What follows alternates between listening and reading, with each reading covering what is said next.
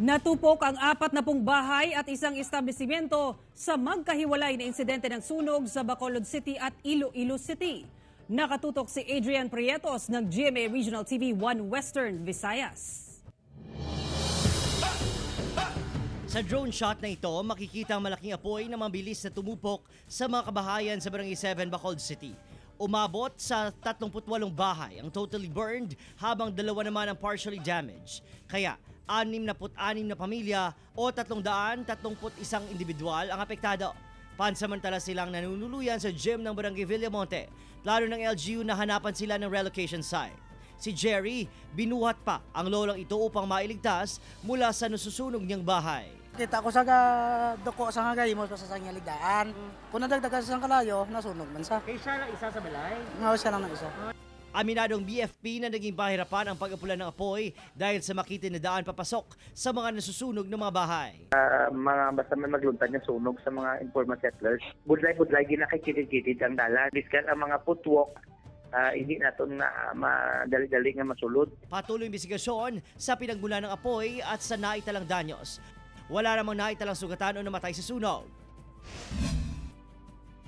Halos balutin na makapal na usok ang establishmento na ito sa Mandurriao, Iloilo City sa sumiklab na sunog Lunes ng hapon.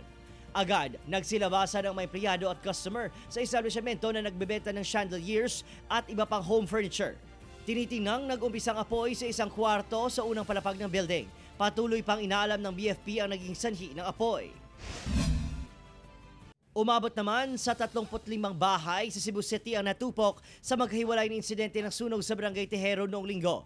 Naitala ang unang sunog, 1:00 ng hapon kung saan 15 bahay apektado. 9 sa mga ito ang totally burned. Ayon sa BFP, nasa 2.4 million pesos ang iniwang danyos at tinitingnang problema sa kuryente ang pinagmula ng sunog.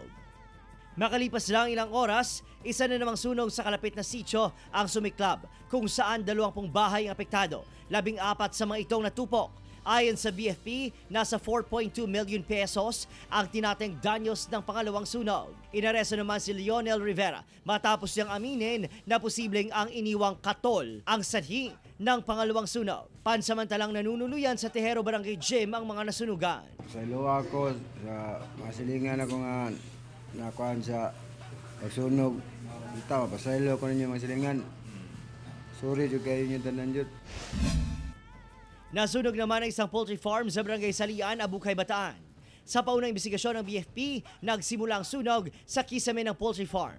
Problema sa electrical wiring ang tinitingnang sanhi sa sunog na tumagal ng 1 oras. Wala namang naitalang nasaktan o sugatan sa insidente. Aabot sa 3 milyong piso ang halaga ng danyo sa sunog. Mula sa GMA Regional TV 1 Western Visayas, Adrian Prietos, nagbabalita para sa GMA Integrated News.